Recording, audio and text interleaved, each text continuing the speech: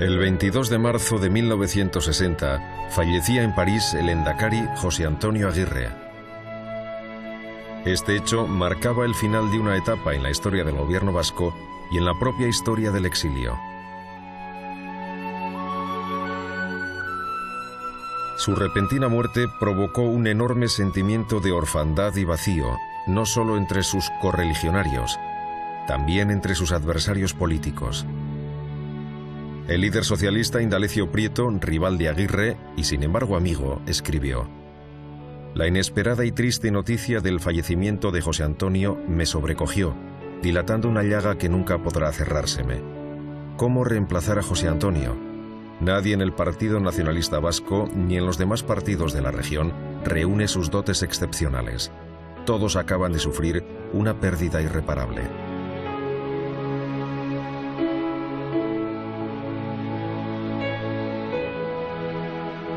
Indalecio Prieto no le resistiría mucho más. Falleció en México tan solo 2 años después. Fue el 12 de febrero de 1962. Terminaba así una época marcada por la impronta de 2 amigos, 2 de los más importantes representantes de la historia y de la política vasca y española del convulso siglo XX.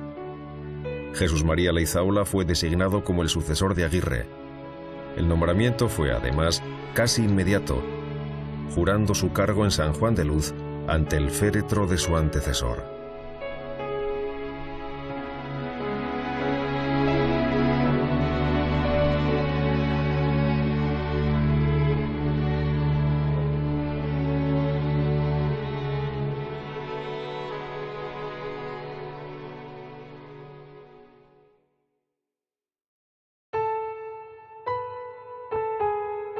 Leizaola es representante de una generación de nacionalistas vascos y una generación de políticos que nace a caballo entre finales del 19 y principios del 20. Lo definiría tratando de hacer un perfil de él en 4 o 5 trazos.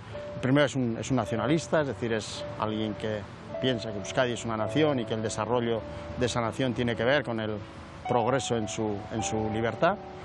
Dentro del nacionalismo diríamos que es un nacionalista moderado, es también un hombre religioso. El de la familia regentaba una librería de temas religiosos, es un católico practicante. Yo creo que como toda esa generación también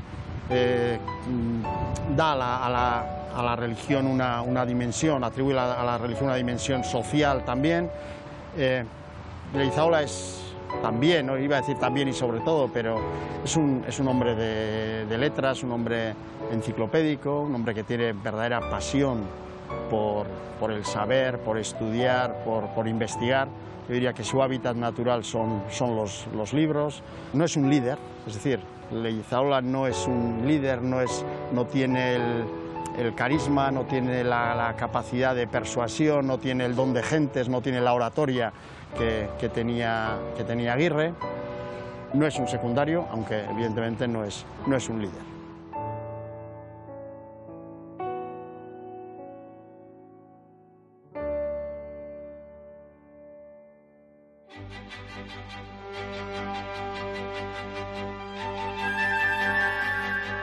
La etapa de Leizaola como Lehendakari, donde Francisco Javier Landaburu ocupó la vicepresidencia, comenzó con voluntad de continuidad respecto al anterior, pero este propósito se cumplió solo en parte.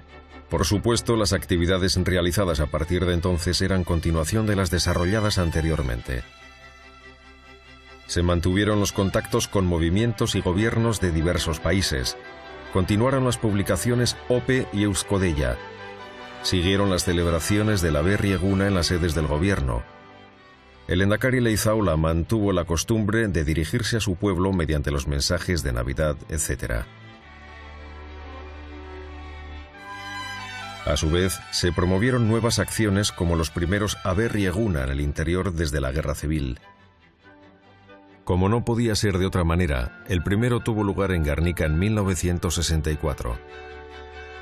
Le seguirían los de Vergara, 1965, Vitoria-Gasteiz, 1966, Pamplona, 1967 y Donostia, 1968.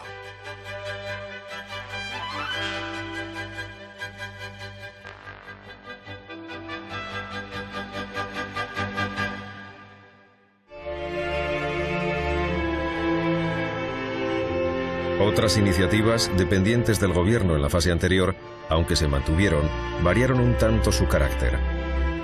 En un momento en el que la debilidad del gobierno vasco era evidente, al otro lado del Atlántico había un país en el que la colonia vasca no solo había crecido, sino que había adquirido renombre y posición en la sociedad local. Hablamos de Venezuela. Los vascos en Venezuela no eran muchos, aproximadamente unas 700 familias, ¿no? Más o menos. Y entonces era una colectividad que fue creciendo, se fue acomodando y se fue enriqueciendo también, ¿no? Porque la situación del país petrolero, en un boom en un momento determinado, pues así lo permitía, ¿no? De tal manera que como eran nacionalistas y tenían un sentimiento, ellos mantuvieron el gobierno vasco en el exilio, porque claro, el gobierno vasco en el exilio no tenía ninguna posibilidad de subsistir sin medios económicos. Los vascos venezolanos constituyeron durante unos años una sustancial fuente de financiación del gobierno vasco. El Centro Vasco de Caracas era el más importante y dinámico de toda América. De tal manera que cuando al gobierno vasco le quitan la sede del gobierno de la Avenida Marceau en el año 51 en París, el gobierno francés le ofrece un chalecito cerca. Y el Endacari Aguirre, muy digno, dice que ni hablar, o la Avenida Marceau o nada. Pero hace un llamamiento a los vascos de Venezuela para ver qué se puede hacer. Y bueno, en una semana lograron pues una cantidad para comprar una casita en la Rue Singer, en el distrito 16 de París, que es lo que hemos conocido hasta que al final pues se derribó y construyó un edificio. No es extraño que el vicelendakari y jefe de la resistencia vasca, Joseba Rezola, confiara a ese grupo la reinstauración de la radio clandestina vasca que había emitido desde Iparralde entre 1946 y 1954.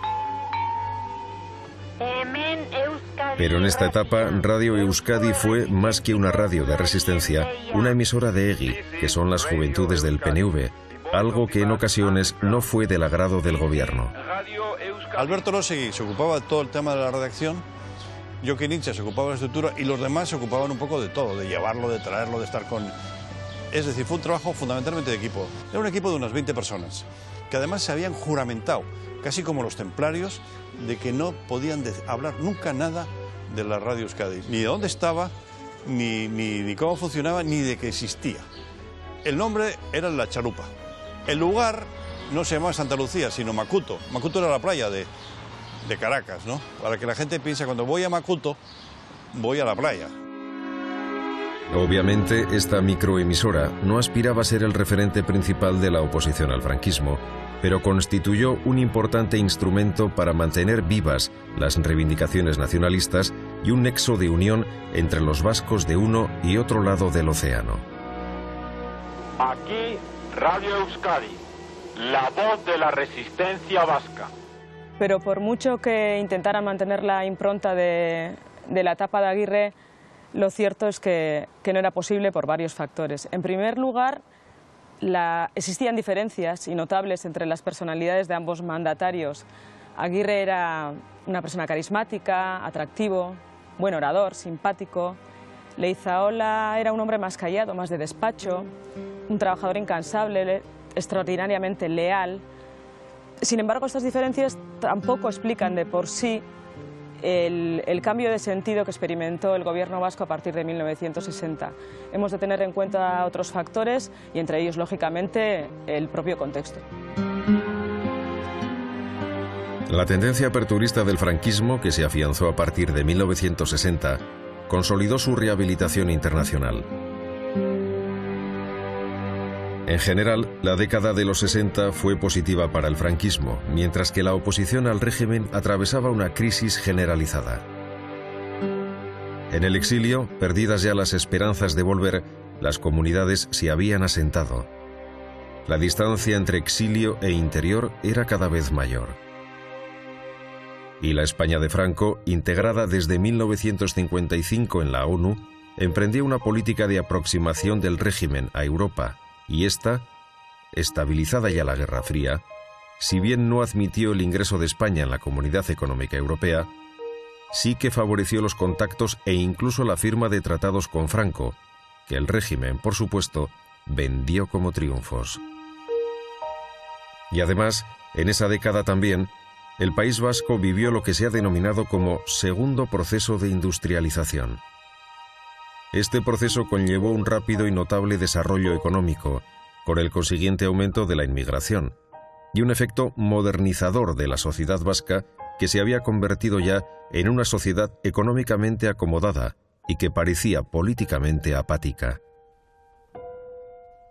Esta adaptación y la pérdida de la esperanza en un pronto final de la dictadura, más la citada distancia entre interior y exterior, provocaron la crisis de la oposición clásica al franquismo.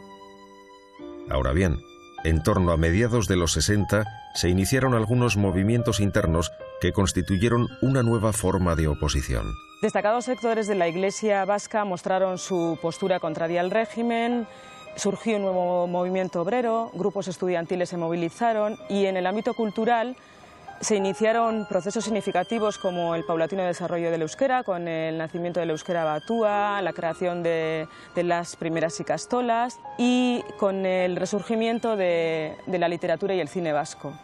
Hay una renovación de la música, de la literatura en euskera, del cine vasco con películas clave como por ejemplo Amalur, y todo esto va produciendo un nuevo ambiente social que es un ambiente antifranquista, pero mucho menos vinculado al gobierno vasco, al exilio, digamos una nueva generación que está sobre todo en el interior. Y por tanto, se quiera o no, el gobierno vasco y el exilio tradicional que viene de la guerra civil queda de alguna manera arrinconado frente a este nuevo movimiento. Y es en este marco social, político y económico, y como consecuencia también de la ruptura generacional protagonizada por las nuevas hornadas de jóvenes que no habían conocido la guerra civil y que se rebelaban contra la inoperancia de los gobernantes vascos en el exilio, en donde hemos de ubicar el nacimiento en 1959 de Euskadi Askatasuna, ETA.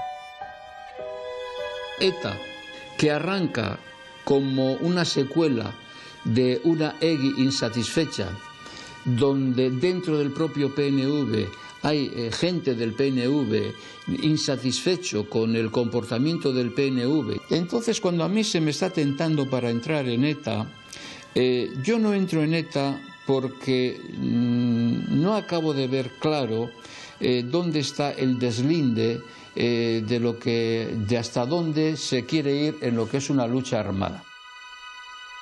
Y es que la novedad más importante era que ETA defendía el recurso a la lucha armada para alcanzar la independencia de Euskadi. Aún así, el gobierno vasco se reunió con estos jóvenes en París, donde Aguirre y Landaburu trataron de llegar al entendimiento.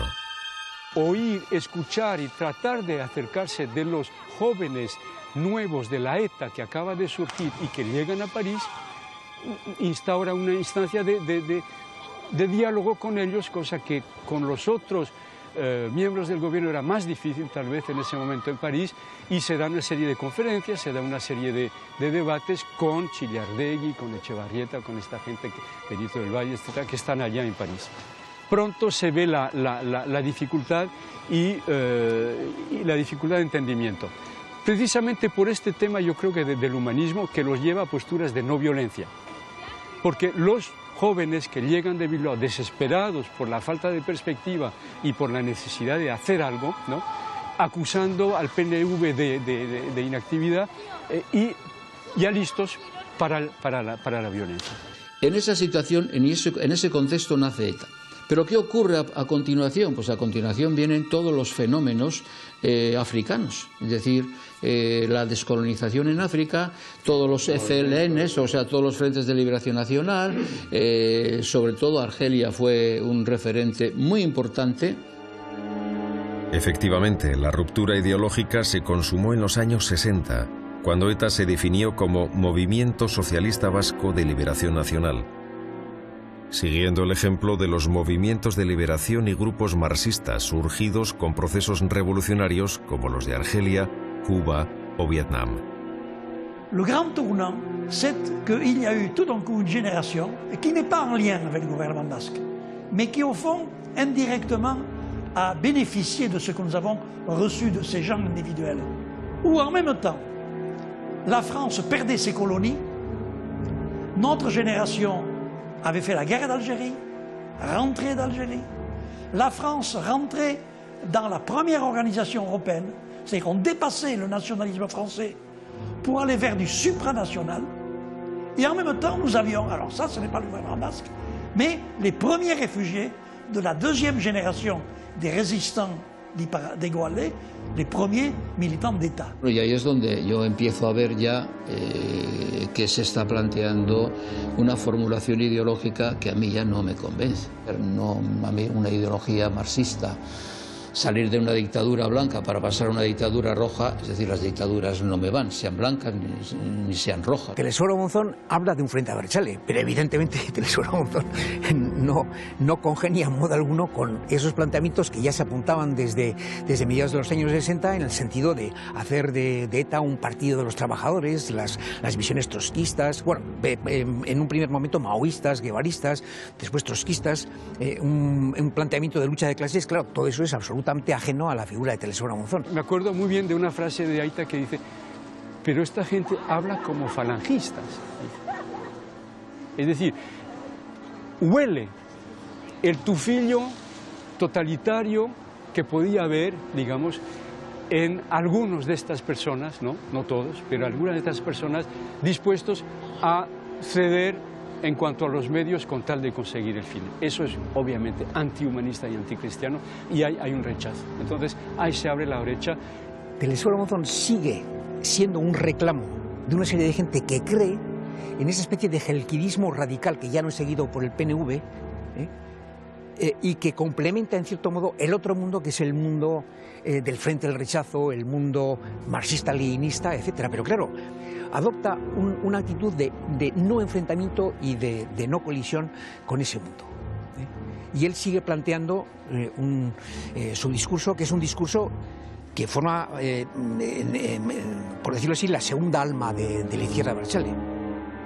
Aún así, tal es el protagonismo alcanzado por ETA en la lucha antifranquista que el gobierno vasco no solo perdió ese papel, sino que quedó aún más desplazado.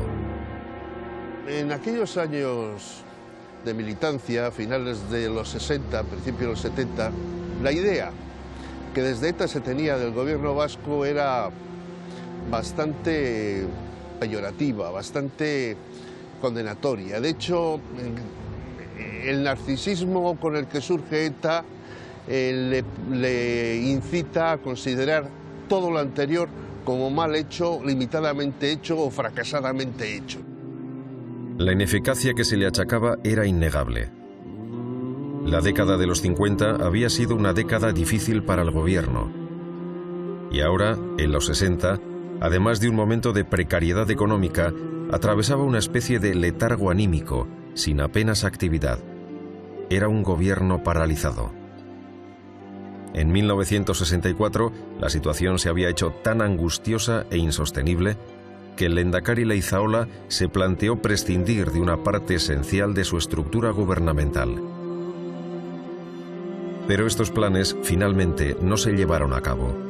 El valor del gobierno vasco no residía en su poderío económico o influencia política en la escena antifranquista.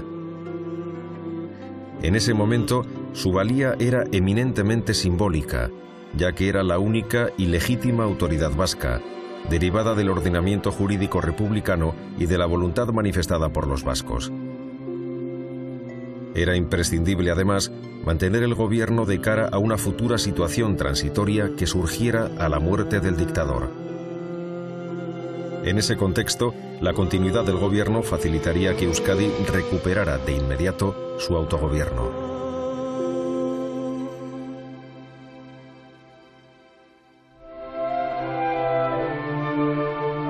La parálisis del gobierno afectó incluso a su organigrama, que no varió esencialmente hasta el final de la dictadura.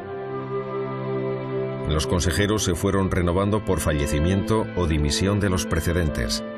Así, en 1963, fallecían Francisco Javier Landaburu y el consejero socialista Paulino Gómez Beltrán, y que serían sustituidos por Joseba Rezola del PNV y Juan Iglesias del PSOE, respectivamente. Carlos Pérez Carranza entró en sustitución de Ambrosio Garbisu, de Izquierda Republicana, que falleció en febrero de 1965. y ese mismo año Manuel Carabias sustituyó al republicano Manuel Campomanes, que renunció por razones de salud. Lo cierto es que el Ejecutivo no era operativo y que los partidos que lo conformaban, salvo el PNV y el PSOE, eran más virtuales que reales. Esta inanición fue origen de discrepancias entre Leizaola y el PSOE, incluso entre Leizaola y el PNV. Las primeras divergencias surgieron en 1965. Tras la muerte de Garbisu, el Lehendakari propuso la reestructuración del gabinete. El PSOE se negó. Entonces, en diciembre de 1966, Leizaola presentó su dimisión. Cuando Leizaola presentó su dimisión, alegó discrepancias no solo con los socialistas, tampoco había encontrado el apoyo requerido en su propio partido, pero el EBB no aceptó su dimisión, le mostró su total apoyo y le rogó que se mantuviera en el cargo. Sin embargo, esa crisis interna reflejaba un problema mucho más de fondo, que eran las perennes, las eternas discrepancias entre interior y exilio. De hecho, Leizaola intentó reaccionar renovando o creando de nuevo el Consejo Delegado, que era ese órgano que representaba la resistencia unida en el interior. Leizaola lo que quería era que este órgano, además de coordinar la oposición antifranquista, fuera símbolo de la unión de las fuerzas democráticas vascas encarnadas en su propio gobierno. Pero tampoco lo consiguió. Por mucho que Leizaola intentara que ese latido, ese tenue latido del gobierno vasco se sintiera en el interior, la situación en el País Vasco ya había cambiado mucho. También la colaboración con fuerzas españolas continuaba siendo motivo de críticas y desencuentros. La estrategia política del gobierno vasco siguió sustentándose en la participación, siempre matizada y light, en la política española, con el objetivo concreto de restaurar el régimen autonómico al final de la dictadura. A pesar de esta atonía, siguió estando presente en la firma de diversos acuerdos con fuerzas de oposición. Así, se creó en París en 1961 la Unión de Fuerzas Democráticas, que nació como nexo de unión entre diversas fuerzas políticas y sindicales de la oposición española. Los firmantes del pacto, entre ellos el PNV, acordaron un modelo de transición a la democracia que contenía una referencia expresa al autonomismo. Un año más tarde, con motivo del cuarto Congreso del Movimiento Europeo celebrado en Múnich, las fuerzas democráticas españolas organizaron un coloquio sobre España que fue denominado por la propaganda franquista como el Contubernio de Múnich. Yo era el más joven de aquella delegación tan impresionante vasca, éramos más de 20 personas, ¿no? Entonces, quien debía haber ido era mi padre. Entonces, yo estoy ahí porque mi padre me dice, tengo que hacer esta labor. Creo que el más indicado eres tú, porque estás en París, acabas de terminar tu carrera.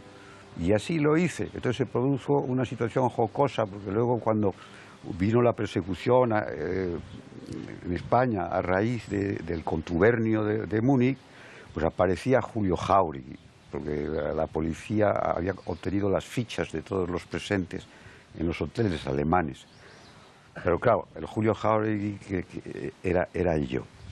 Con lo cual para mi padre le resultó muy fácil justificarse ante el coronel Ortega en la frontera, diciendo que en esas fechas él estaba en el Hotel Wellington de Madrid, como así era, y que por tanto él no había estado en el contubernio de Múnich.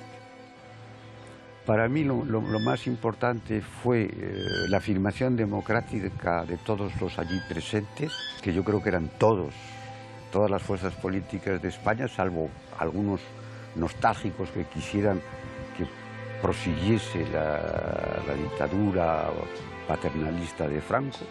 Por tanto, afirmación democrática, solicitud de apoyo a Europa y luego un acto de clausura final precioso en el que habló Salvador de Madariaga y en que dijo una frase muy bonita en francés que venía a decir así: la democracia es como una joven novia, es como una paloma blanca, déjenla venir a sus brazos. Se refería a Europa.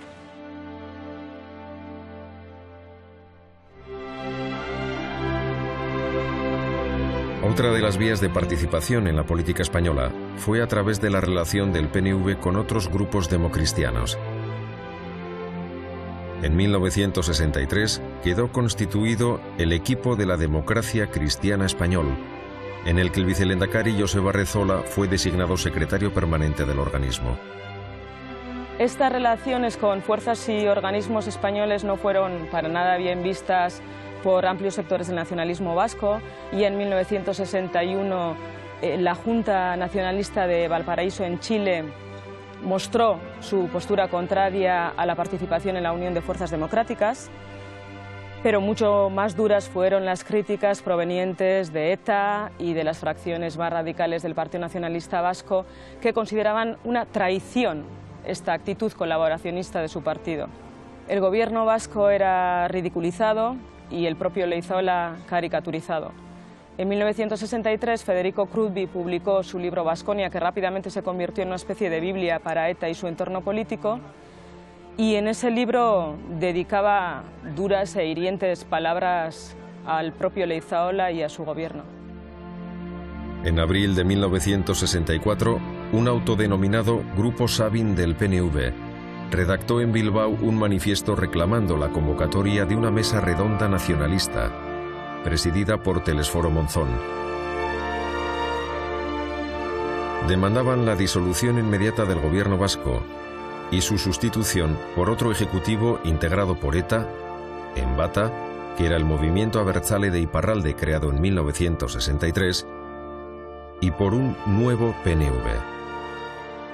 Tildaban al lehendakari de pelmazo impertinente, narrador perpetuo de las gestas de Lepanto, desnacionalizador de su propia casa, donde ha impuesto el castellano, y amante del ejército de Franco, en el que ha obligado a servir a sus hijos para que no pierdan la nacionalidad española.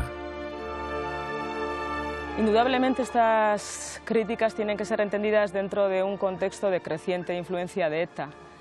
El nacimiento de ETA había roto el monopolio del PNV en el nacionalismo vasco, y su mensaje de represión y de lucha por la libertad ejercía una especie de efecto imán entre los jóvenes nacionalistas, que a su vez criticaban la apatía, la inactividad de Leizaola y de sus consejeros. ETA reprochaba al gobierno vasco su servilismo hacia España y el hecho de que su legitimidad emanara de la República Española, y el gobierno vasco rechazaba el uso de la lucha armada como método para derrocar al régimen de Franco. Pero en 1962, a pesar de que un año antes el PNV se hubiese desmarcado totalmente de ETA cuando ésta hizo descarrilar un tren, existía todavía un lazo de unión entre el nacionalismo moderado y el más radical. Y como botón de muestra el hecho de que el PNV renunciara en favor de ETA a la cantidad que el gobierno vasco le adjudicaba para ayuda a presos. Pero aún así, en 1966, la ruptura quedó evidenciada con la doble convocatoria de la Berri Eguna. El gobierno llamó a los ciudadanos vascos a congregarse en Vitoria-Gasteiz. ETA los emplazó a hacerlo en Irún-Hendaya.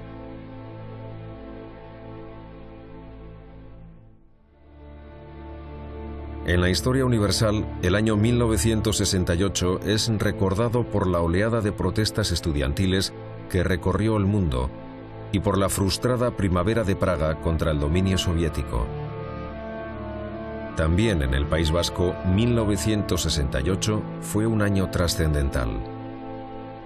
El 7 de junio de ese año, en un control de tráfico rutinario en el interior de Guipúzcoa, el miembro de ETA, Xavi Etxebarrieta, disparaba contra el guardia civil José Pardines, causándole la muerte. Horas después, el propio Etxebarrieta era abatido a tiros por la Guardia Civil. El 2 de agosto del mismo año, ETA llevaba a cabo su primer asesinato premeditado, al asesinar en Irún al comisario Melitón Manzanas.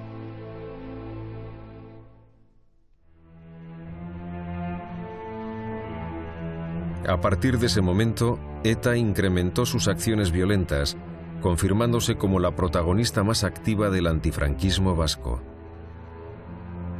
Entre 1968 y 1975 cometió 43 asesinatos. entre los que cabe destacar los 13 civiles muertos por una bomba colocada en la cafetería Rolando de Madrid en 1974. Formada por militantes jóvenes dispuestos no solo a morir, sino también a matar por una Euskadi independiente y socialista, la organización terrorista consideraba al gobierno vasco como un organismo caduco, incapaz de precipitar la caída de la dictadura, pues no representaba a la nueva generación de jóvenes vascos. Además, el gobierno tenía un pecado original añadido: el haber sido creado por la República Española y, por tanto, ser un instrumento españolista, como lo demostraría la presencia en el Ejecutivo de socialistas y republicanos. Para el PNV, la tentación de caer rendido ante los cantos de sirena de ETA era muy fuerte. Ante la atonía del gobierno, la propuesta de ETA era sustituirlo por un Frente Nacional Vasco que debía estar formado por representantes del interior y del exilio, incluyendo a representantes de ETA. El esfuerzo Monzón, desde que rompe con el gobierno vasco y desde que pasa a vivir a su casa Mendeberri en San Juan de Luz, se encuentra con ese movimiento de los años 60 de gente de ETA que se escapa de Gualde y va a vivir a Francia, y entonces lo que hace Telesforo una vez más es simbolizar esa situación, estableciendo un puente entre los gudaris de ayer y los gudaris de hoy. Es decir, hay unos gudaris de ayer, Zumalacárregui, el gobierno de José Antonio Aguirre, los gudaris antifranquistas y ETA. En los años 70 Telesforo Monzón continúa fiel a su idea de creación de un frente abertzale entre gelkides y el gelkidismo y el etismo. Lo que ocurre es que, claro, encuentra mucha predisposición, por decirlo así, en el mundo de ETA, en el mundo de la izquierda abertzale, y muy poca en el mundo del PNV, que le considera una persona que casi es un traidor, porque es un traidor al partido, porque le está haciendo un boquete grande. Pero volviendo a mi padre, pues él vivió 2 o 3 encuentros con los dirigentes de ETA, con aquella gente, en la búsqueda que pretendía ETA de un Frente Nacional Vasco.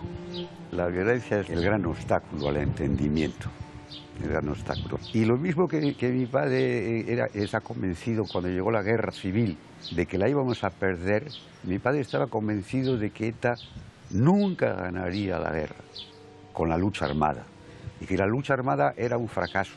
Y para ello se basaba en la experiencia de los anarquistas, del mundo del anarquismo ruso, del anarquismo italiano, de todo el siglo XIX y de principios del siglo XX.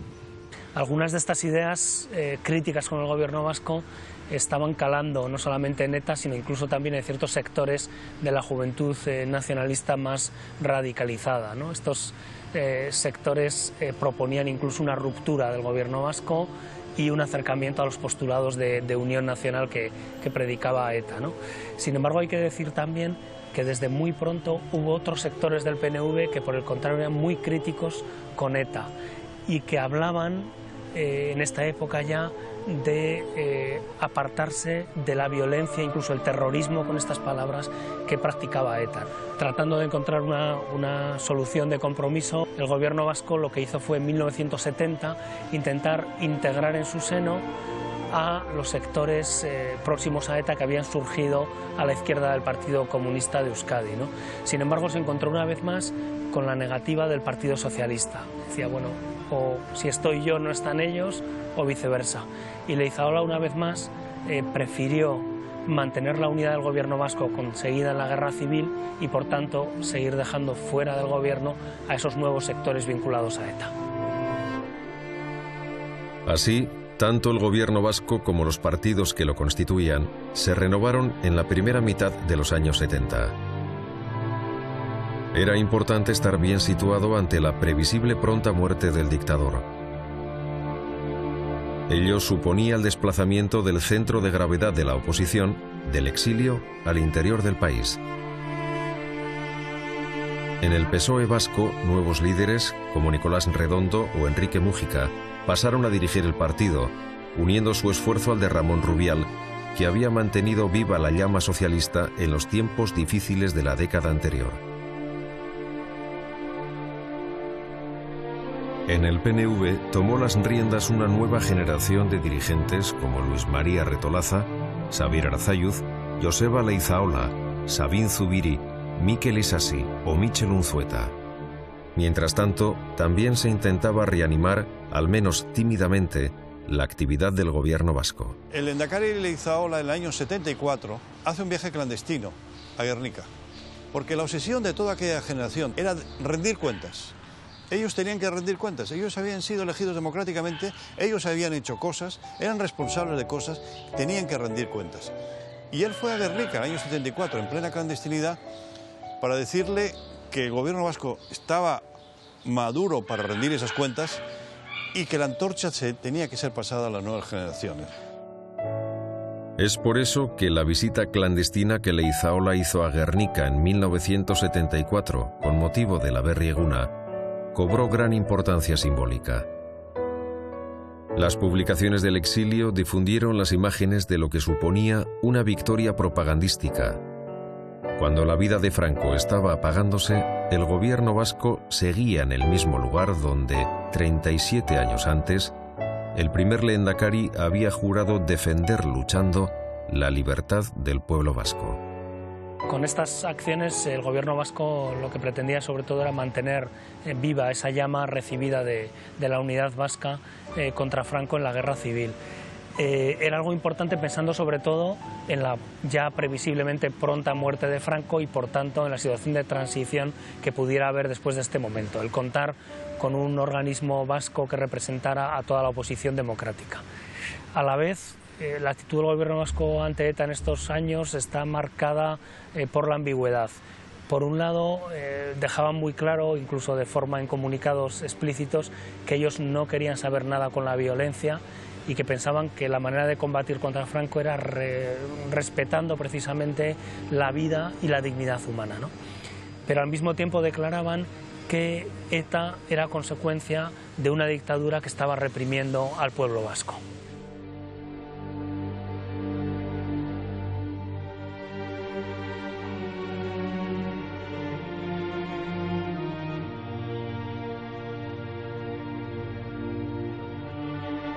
En 1970, la celebración en Burgos de un consejo de guerra sumarísimo contra varios miembros de ETA hizo que el gobierno vasco se solidarizara con los acusados. Sin apoyar sus acciones, hizo público un comunicado en el que interpretaba la violencia como una situación inevitable, de lucha por la propia supervivencia, puesto que el franquismo habría pretendido desterrar de la faz de la tierra el nombre del pueblo vasco.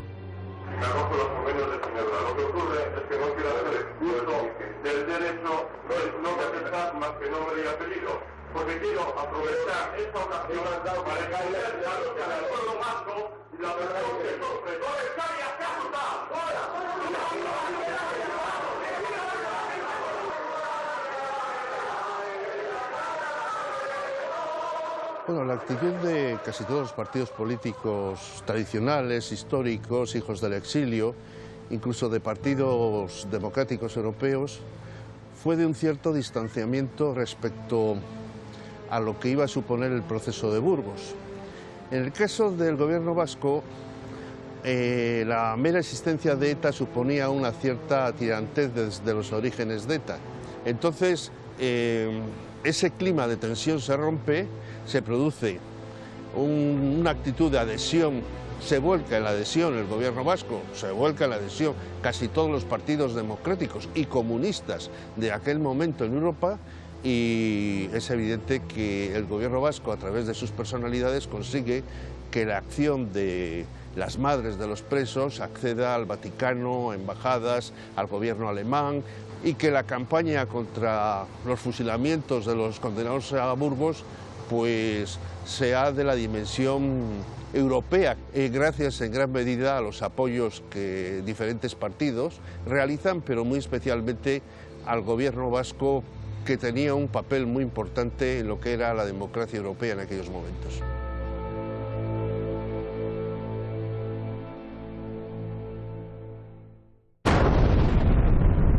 La potencia de la explosión fue tal que el automóvil voló por los aires, chocó en la cornisa superior de la residencia de los jesuitas y fue a caer dentro de un patio, quedando completamente destrozado. Del interior del vehículo fueron extraídos los cuerpos sin vida del conductor, don José Luis Pérez Mojena, y del inspector de policía, don Juan Antonio Bueno Fernández. El almirante don Luis Carrero Blanco, al ser todavía con vida, fue trasladado inmediatamente a la ciudad sanitaria Francisco Franco, donde ingresó ya cadáver. Sin duda, esta fue la acción más conocida de ETA en estos años. El asesinato en Madrid del presidente del gobierno español, el almirante Luis Carrero Blanco. La primera reacción del gobierno vasco fue de incredulidad, pensando que ETA no tenía capacidad suficiente como para llevar a cabo una acción de estas características. Leizaola desmintió la autoría de ETA en declaraciones a la prensa francesa, que tuvo que rectificar de inmediato tras recibir una confirmación por parte de los dirigentes etarras. El 27 de septiembre de 1975, apenas 2 meses antes de la muerte del dictador, el Ejecutivo vasco condenó los que serían los 5 últimos fusilamientos del franquismo. Fueron ejecutados 2 miembros de ETA político-militar, Juan Paredes Manot, Chiqui y Ángel Otaegui, y 3 miembros del FRAP, José Humberto Baena, José Luis Sánchez Bravo y Ramón García Sanz. El 20 de noviembre de 1975 fallecía Francisco Franco.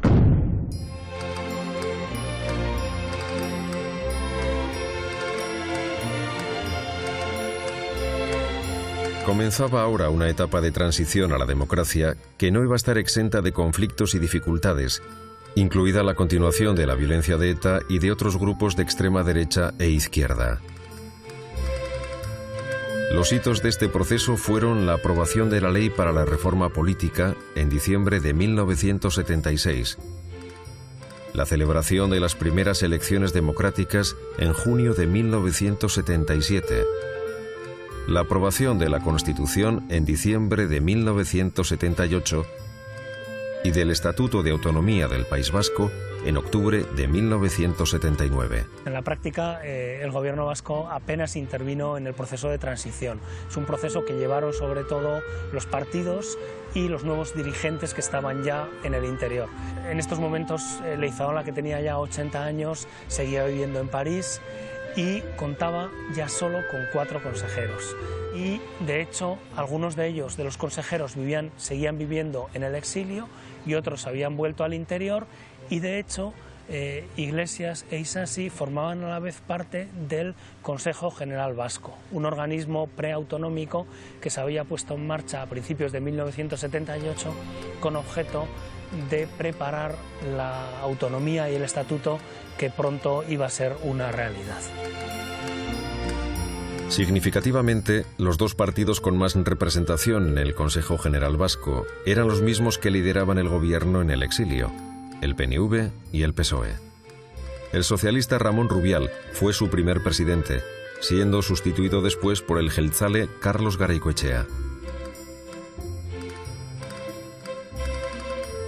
Y es que, frente a quienes pensaban que se trataba de 2 partidos que solo tenían historia, pero no futuro, las elecciones de junio de 1977 dibujaron una Euskadi plural, mucho más moderada de lo que hacían ver las frecuentes movilizaciones callejeras y la acción de ETA. Los partidos más votados por este orden fueron el PNV, el PSOE y la Unión de Centro Democrático del presidente Adolfo Suárez. Tanto el Partido Comunista como los grupos de extrema izquierda y los sectores vinculados a ETA quedaron por detrás, aunque algunos de estos últimos decidieron boicotear las elecciones. Izquierda Republicana y ANV desaparecieron del mapa, lo que minó la representatividad del gobierno vasco en el exilio.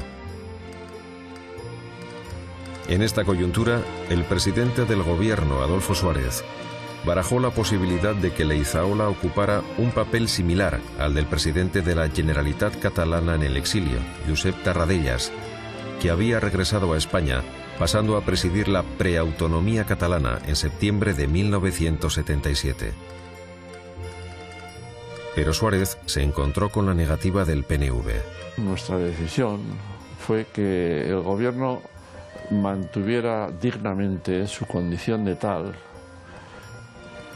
heredero de una legalidad y un marco de autogobierno, frente a lo que todavía era pues una experiencia como era el preautonómico, con más valor simbólico que de competencias de autogobierno propiamente dichas, y con una nota de provisionalidad, como era casi todo en aquellos momentos, que no sabíamos muy bien si terminaría en un marco de autogobierno digno de llamarse tal. Por eso la decisión fue que el gobierno en el exilio siguiera hasta tener un marco autonómico, un estatuto que tuviera por lo menos el rango y la dignidad del que le dio origen. Esto de hecho suponía condenar al ostracismo, prácticamente a la inactividad, al gobierno vasco, ¿no? De hecho, sabemos por algunos testimonios que Leizaola en esta época llegó a sentirse un poco dejado de lado, solo, incluso con dificultades a nivel personal y psicológico, ¿no? Sin embargo, hay que destacar que a pesar de esto, Leizaola prefirió mantenerse en ese segundo plano por lealtad hacia su partido. Y para algunos esto era una muestra de debilidad. Y sin embargo, para Leizaola y para otras personas, más bien lo que suponía era precisamente eso, ¿no? Una lealtad, una fidelidad a la causa que ellos habían estado viviendo y defendiendo desde que marcharon al exilio en 1937. En enero de 1979, la representatividad política del gobierno vasco se redujo todavía más cuando el PSOE, consciente de su nula operatividad, decidió retirar a su único representante en el gobierno, Juan Iglesias. Además, ANV estaba en plena crisis interna. Surgió un movimiento dentro de su partido, de ANV, gente nueva que vino, que pensaban que ANV tenía que ser más radical, incluso apoyando la violencia. Hubo una escisión y entonces decían que como ellos eran mayoría en aquel momento, la plaza que ocupaba Gonzalo Nardiz en el gobierno vasco era del nuevo ANV. Y presentaron en abril de 1979 presentaron a Izpurúa que ocupase la plaza de Gonzalo Nardiz, cosa que Leizaola se negó rotundamente. Lo vivió muy mal y además pues ya llevaba ya pues 40 y pues ya en aquel momento era abril, mayo de 1979. Fui a casa yo un sábado allí de aquí de Bilbao, fui para allí, para San Juan de Luz, y allí en la cocina dijo, me están a mí atacando por todos los sitios en algunos periódicos, a nosotros en la calle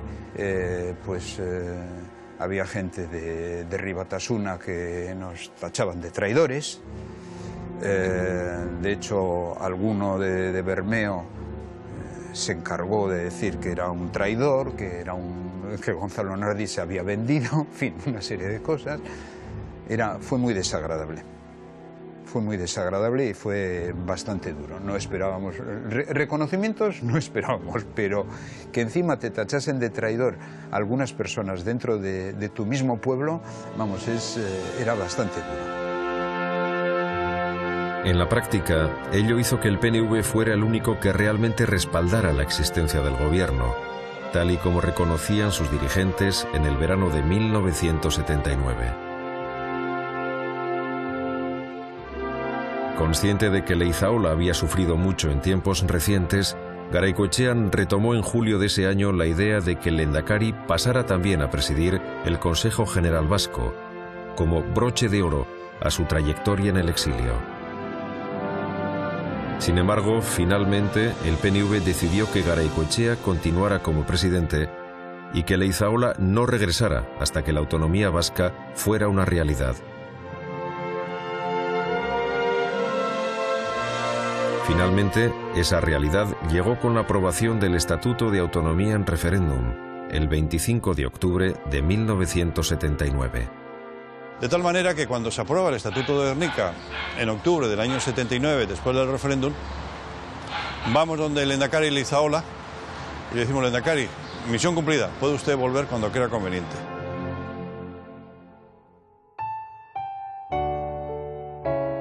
El gobierno procedente de la legalidad republicana podía ya terminar su andadura. Leizaola disolvió oficialmente su gabinete en París y regresó a Euskadi. Fue un 15 de diciembre de 1979.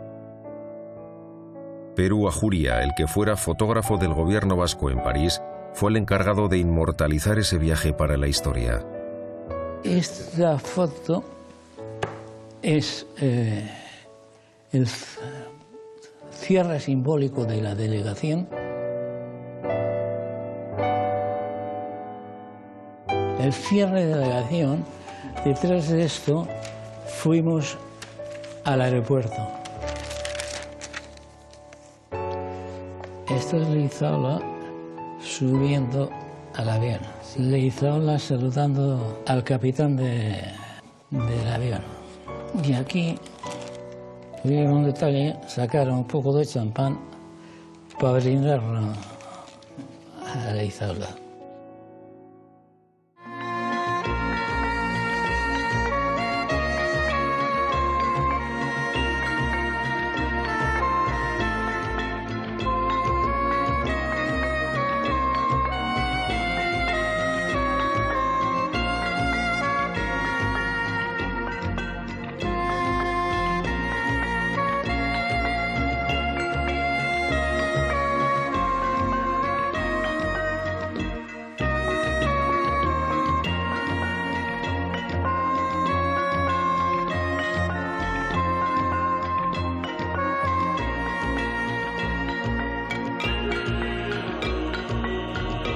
No me otorgué el Lehendakari, en las primeras palabras, por supuesto. Fue un abrazo muy fuerte que nos dimos, creo recordar, porque los acontecimientos de aquellos días se fueron sucediendo con sucesivos actos plagados de emoción, como en la Casa de Juntas de Gernika, a continuación, donde también pues todavía tengo una fotografía y circula por ahí por un abrazo muy grande que nos damos cuando él me entrega las llaves simbólicamente de la delegación del gobierno vasco en París. Aquí ya del aeropuerto pasamos a San Mamés.